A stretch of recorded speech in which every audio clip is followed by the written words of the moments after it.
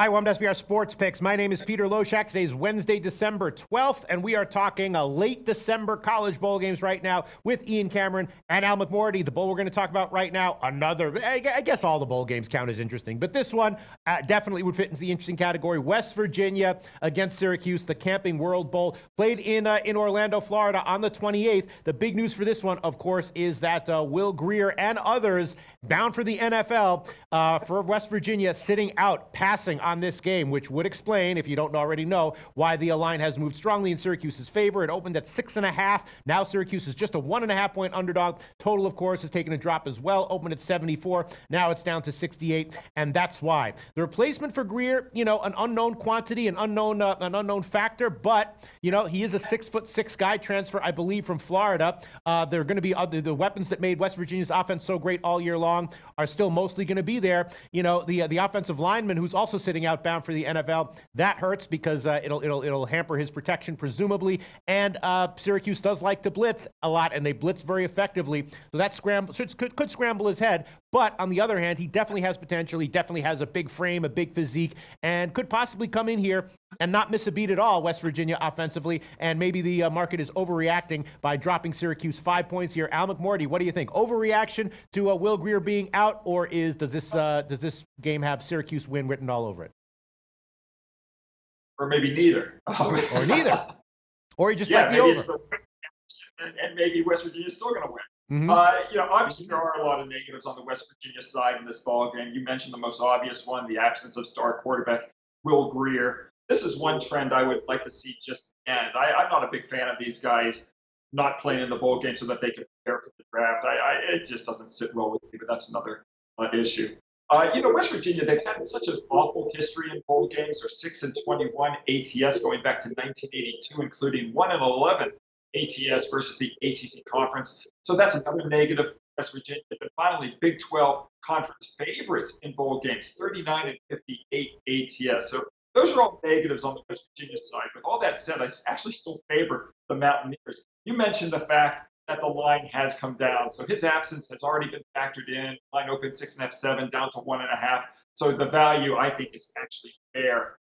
They do have Jack Allison now. That's the quarterback who's going to get the start of this game. He was a transfer from Miami Hurricanes, actually. He was a 4-star, guy coming out of high school, so he does have talent. He's not going to be awful. And I think with all these weeks to prepare for the first team offense, I actually think he's going to, be pretty good. And it's not as if it's going to be up against a really good pass defense that's going to be able to take advantage of his experience. Syracuse ranked just 74th out of 130 teams this season in college football in defensive yards per pass attempt.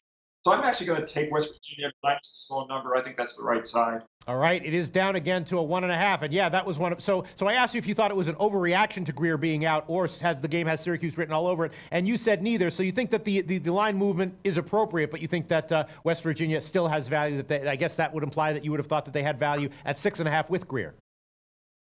Yeah, I mean, one of the things I like to do, Peter, I'm actually want to go against Syracuse coming off their big 21-point win to end their season. Going back to I think it's go back to 2000. Teams off a 21-point or greater upset win, they've covered just 23% of the time when they weren't getting 3 or more points in the bowl game. So at this price, I think it's a nice situation to step in and go against Syracuse off that upset. All right, fair enough. Al McMordie liking West Virginia minus 1.5. Ian Cameron, what's your take on this game? Well, we talked about a good bowl coach and a coach with a good bowl track record in Jeff Brom with Purdue, and here's one on the opposite end of the spectrum, Dana Holgorsen with West Virginia. It's not been very good for him in bowl games, 2-4 straight up, 1-5 against the spread in his last 6 bowl games with West Virginia. The problem is, and I was liking Syracuse, and I still lean in that direction, but again, the value has really been taken out. Yeah. I mean, it was 7.5, it's down to 1.5 now. Everybody's reacting to the Will Grier news. Jack Allison's only had 10 pass attempts with West Virginia this season, so he doesn't have a ton of experience. We'll see if the bowl prep and the practices get him in tune with this Mountaineers offense. It's not like Syracuse's defense is phenomenal by any stretch of the imagination. I still lean Syracuse, but you're not going to see me betting a plus 1.5 when I could have had 7.5 1.5 or something in that range prior to the Will Grier news. I mean, it's just bad long-term practice in terms of betting and positive expectation wagers. So to me, the value's gone on Syracuse. Maybe if I get some reports, I'll give one lean out there. If I get some reports that maybe West Virginia's looking good, their offense and Allison's grasping things quick, maybe a lean to the over, because Syracuse is going to still move the ball. I think they're going to put up points. West Virginia's defense is terrible. But if West Virginia, and you start to read some things that maybe Allison's further along in this offense, despite getting his first start here unexpectedly than you think, maybe it's going to bode well for their chances of success moving the ball on offense here. So lean over, lean Syracuse, but for now, just leans. All right, fair enough. So just leans from Ian Cameron. Al McMordie, though, liking West Virginia at the reduced line of -1.5. Thanks so much, guys. Hey guys, thanks for tuning in to our channel. Now, we've put a lot of work into producing all these free videos, so please help us out and keep all our content free for you forever by simply liking, sharing, commenting, and subscribing. Now, not to mention, a visit to our industry-leading website will warm the hearts of all our SBR employees, especially myself. Now, the links are over there to the left, so do check those out. Thanks for watching.